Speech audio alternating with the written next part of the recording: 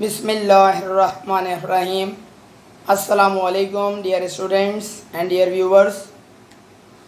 आज हम आप लोगों के पास जो इन्फॉर्मेशन लेकर आए हैं वो दरअसल हम डिफरेंसेस आज हम स्टडी करने के लिए जा रहे हैं कि what are the differences between financial accounting and cost accounting. BCom part 2 के स्टूडेंट्स इस इंफॉर्मेशन से फ़ायदा उठा सकते हैं क्योंकि ये डिफरेंसेस जो हैं वो पेपर में उनके पूछे जाते हैं और आम तौर पर कॉस्ट अकाउंटिंग का जो उनका सब्जेक्ट है उसमें ये डिफरेंसेस पूछे जा सकते हैं और पूछे जाते हैं। आइए देखते हैं कि कौन कौन से डिफरेंसेस हैं फाइनेंशियल अकाउंटिंग में और कॉस्ट अकाउंटिंग में। जैसा कि आप लोगों को ये बात अच्छी तरह से इल्म होगी कि फाइनेंशियल अकाउंटिंग और कॉस्ट अकाउंटिंग दरअसल अकाउंट से रिलेटेड दो अलग अलग फील्ड्स हैं, दो अलग अलग टाइप्स हैं और इनके दरमियान क्या डिफरेंसेस हैं। वैसे तो बहुत सारे डिफरेंसेस हो सकते हैं लेकिन मुख्तसरन सिर्फ 5 डिफरेंसेस को अब हम इस वक्त स्टडी करने के लिए जा रहे हैं।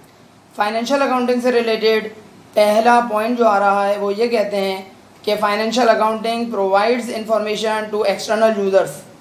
एक्सटर्नल यूज़र्स से मुराद स्टूडेंट्स आपको ये बात पता होनी चाहिए वो तमाम के तमाम यूज़र्स एक्सटर्नल यूज़र्स कहलाते हैं जो कि ऑर्गेनाइजेशन की डे टू डे एक्टिविटीज़ में इन्वॉल्व होने का हक़ नहीं रखते। अब सवाल ये पैदा होता है कि वो कौन से अफराद हैं जो कि ऑर्गेनाइजेशन की डे टू डे एक्टिविटीज़ में इन्वॉल्व नहीं हो सकते। तो उसका जवाब ये है कि मिसाल के तौर पर वो तमाम यूज़र्स मिसाल के तौर पर जैसे कि कस्टमर्स हैं, जैसे कि सप्लायर्स हैं, जैसे कि गवर्नमेंटल एजेंसीज़ हैं, जैसे कि इनकम टैक्स की अथॉरिटीज़ हैं, जैसा कि आपका कंपटीटर है, जनरल पब्लिक है। ये तमाम के तमाम वो अफराद हैं जो कि ऑर्गेनाइजेशन की जो भी आपका इदारा है उस ऑर्गेनाइजेशन की जो उसकी जो मैनेजमेंट है उसके अंदर किसी भी सूरत में दखल अंदाजी नहीं कर सकते। लिहाजा ये तमाम के तमाम अफराद या इदारे इनको हम बोलेंगे एक्सटर्नल यूज़र्स।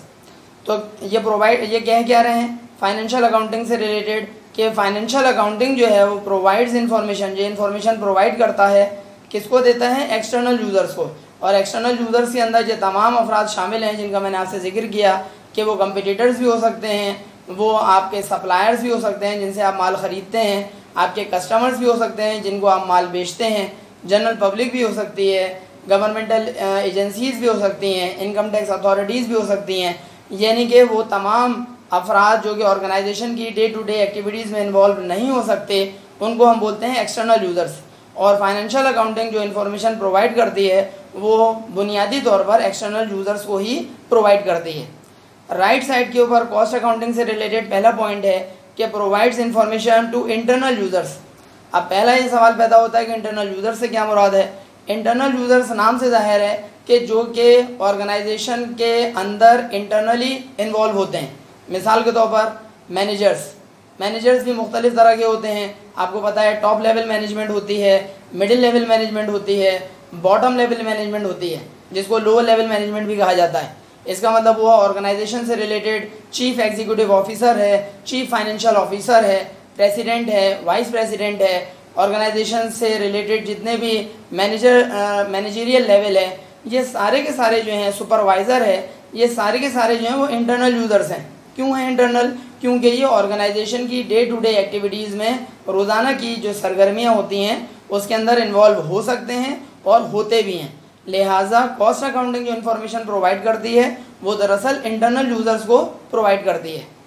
पहला पॉइंट उम्मीद है आपको समझ में आ गया होगा। सेकंड पॉइंट पढ़ते हैं फाइनेंशियल अकाउंटिंग से रिलेटेड क्या कह रहे हैं कि financial accounting provides general purpose financial statements. ये जनरल पर्पस से क्या मुराद है?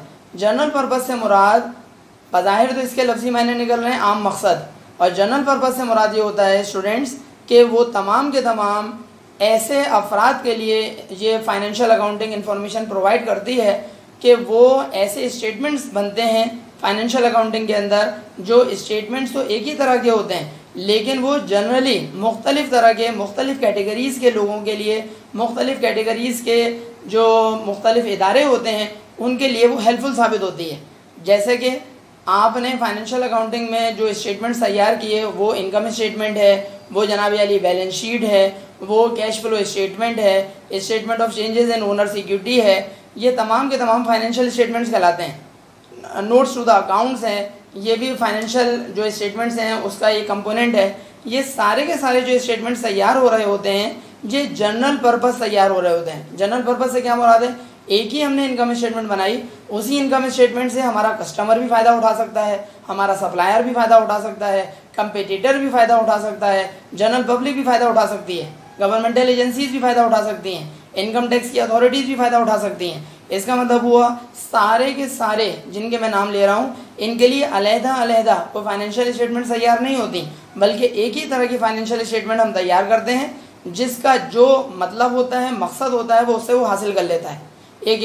इसकी रॉ एग्जाम्पल मैं आपको पेश करता हूँ। जैसा कि दस्तरख्वान के ऊपर आपको पता है बहुत सारे खाने जो हैं वो मौजूद होते हैं, लेकिन जिसकी जो पसंद होती है उसके मुताबिक वो अपना खाना जो है अपनी प्लेट के अंदर वो निकाल लेता है। बिल्कुल ये मिसाल है फाइनेंशियल अकाउंटिंग की, कि फाइनेंशियल अकाउंटिंग ने जो इन्फॉर्मेशन प्रोवाइड की है वो दरअसल ऐसी इन्फॉर्मेशन है कि वो बनेगी बिल्कुल एक ही, यानी कि एक ही स्टेटमेंट बनेंगे जिसका जो पर्पज़ होता है, कस्टमर एक दूसरे एंड से देख रहा होता है, सप्लायर उसी फाइनेंशियल स्टेटमेंट्स को एक दूसरे अंदाज से देख रहा होता है, गवर्नमेंट एक दूसरे अंदाज से देख रही होती है, कितना ये इदारा कमा रहा है, कितना टैक्स इसके ऊपर लगाना है, वगैरह वगैरह। इसका मतलब ये हुआ कि जो कंपटीटर है वो एक अलग अंदाज में देख रहा होगा, तो जिसकी जो नीड्स होती हैं वो अपनी नीड्स के मुताबिक उस फाइनेंशियल स्टेटमेंट से फ़ायदा उठा लेता है। जिस तरह मैंने आपको दस्तरख्वान की मिसाल दी। राइट साइड पे हम देखते हैं कि कॉस्ट अकाउंटिंग से रिलेटेड क्या कहा जा रहा है। पॉइंट नंबर 2 में कह रहे हैं कॉस्ट अकाउंटिंग में कि cost accounting produces special purpose statements and reports. इसका मतलब ये हुआ कि कॉस्ट अकाउंटिंग के अंदर जो स्टेटमेंट्स तैयार होते हैं वो स्पेशल पर्पस होते हैं। स्पेशल पर्पस से क्या मुराद है, स्पेशल पर्पस का मतलब होता है ख़ास मकसद। इसका मतलब ये हुआ कि एक ही इंडस्ट्री में रहते हुए मुख्तलिफ फर्म्स जो होती हैं उनके पर्पसेस जो होते हैं वो वेरी कर सकते हैं, तब्दील हो सकते हैं। मिसाल के तौर पर अगर हम बैंकिंग इंडस्ट्री की बात करें तो मुमकिन है कि एक बैंक, कोई सा भी बैंक आप ले लें, एक बैंक जो स्टेटमेंट तैयार कर रहा है इंटरनल पर्पस के लिए, लाजमी नहीं है कि कोई दूसरा बैंक भी वैसे ही स्टेटमेंट तैयार कर रहा हो इंटरनली। मिसाल के तौर पर HBL हबीब बैंक लिमिटेड, अगर वहाँ पर कोई स्टेटमेंट तैयार हो रहा है इंटरनली तो लाजमी नहीं है कि MCB में या अलाइड बैंक में या नेशनल बैंक में भी वैसे ही स्टेटमेंट तैयार हो रहा हो। उसकी रीज़न क्या है कि ऑर्गेनाइजेशन के अंदर ये अपने अंदरूनी मामलात हैं कि वो किस किस्म के स्टेटमेंट तैयार करते हैं। ये उनकी अपनी सवाबदीद के ऊपर डिपेंड करता है, ये उनके अपनी इंटरनल मैनेजमेंट के ऊपर डिपेंड करता है कि वो किस किस्म के स्टेटमेंट तैयार करते हैं।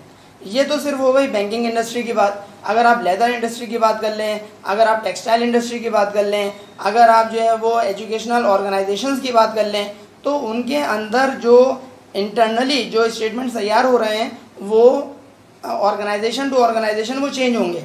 इसका मतलब क्या हुआ कि वो जो स्टेटमेंट तैयार हो रहे हैं वो स्पेशल पर्पज़ हैं, यानी कि एक ख़ास मकासद के लिए या ख़ास मकसद के लिए वो स्टेटमेंट तैयार हो रहे होते हैं और रिपोर्ट्स तैयार हो रही होती हैं। कहाँ पर, कॉस्ट अकाउंटिंग में।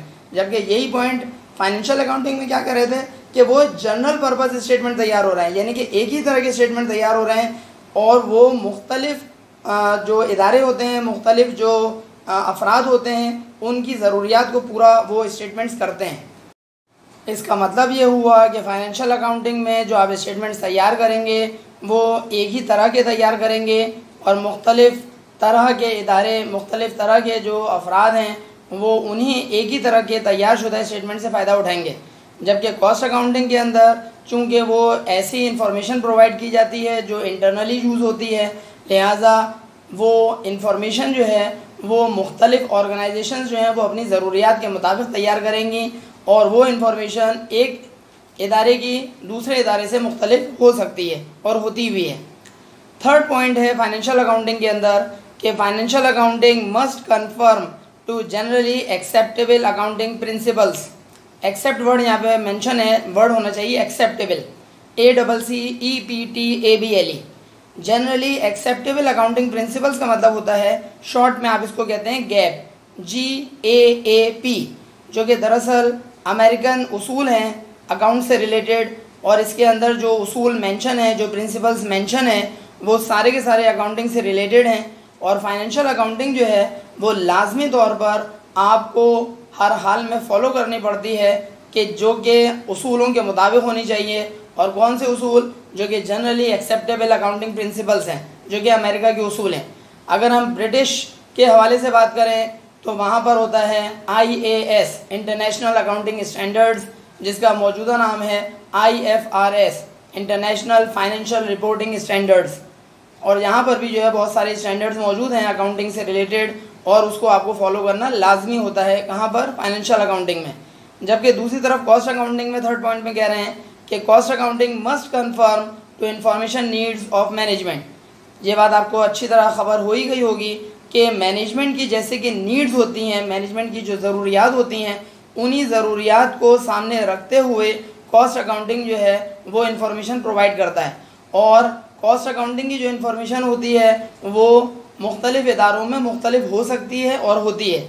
उसकी रीज़न क्या होती है कि मैनेजमेंट की नीड्स जो हैं वो मुख्तलिफ डिपार्टमेंट्स की भी अलग अलग हो सकती हैं, मुख्तलिफ ऑर्गेनाइजेशंस की भी अलग अलग हो सकती हैं। लिहाजा जैसी उनकी नीड्स होंगी वैसी आपको इन्फॉर्मेशन प्रोवाइड करनी पड़ेगी। कहाँ पर? कॉस्ट अकाउंटिंग में।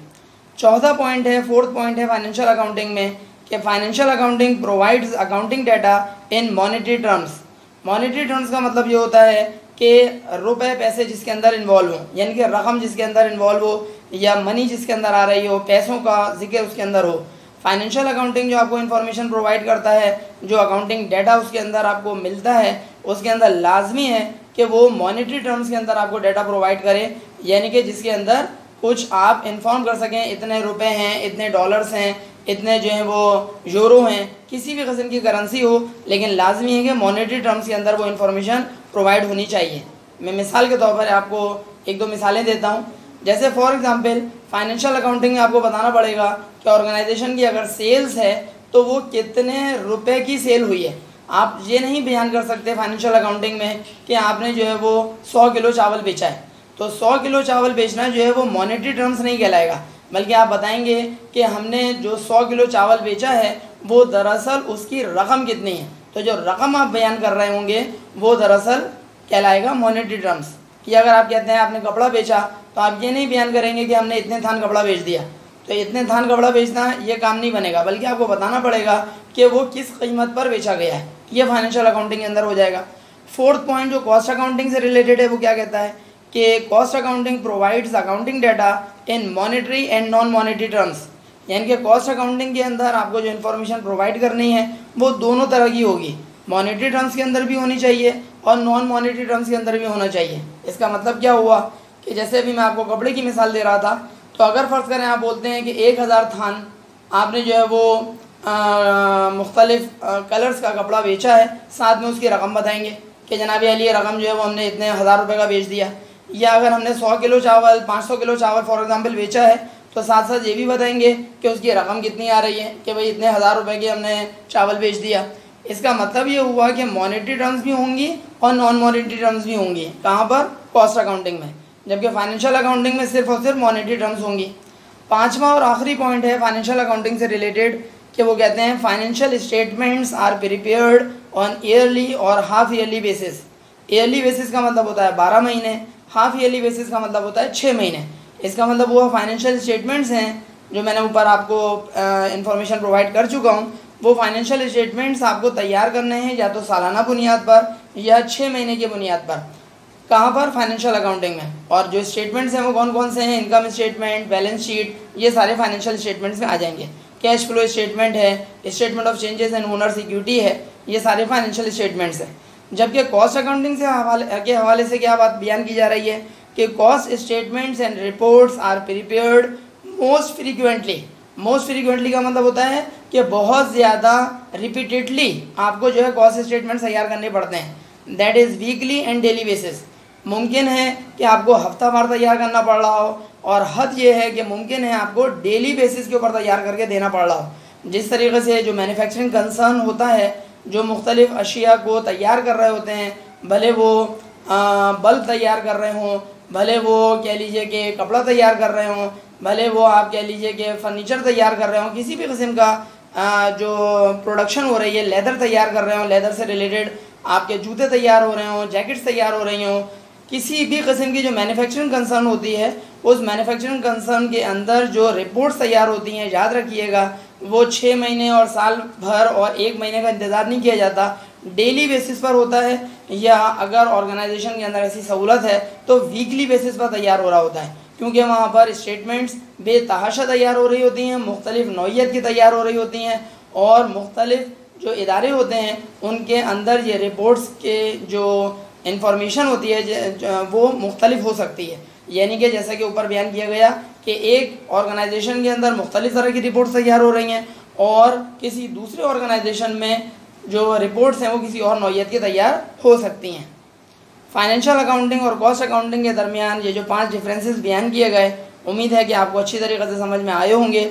ज़्यादातर जो ये सवाल पेपर में आता है वो बीकॉम पार्ट 2 कॉस्ट अकाउंटिंग में पूछा जाता है, लिहाजा बीकॉम के स्टूडेंट्स इस हमारी वीडियो से फ़ायदा उठा सकते हैं।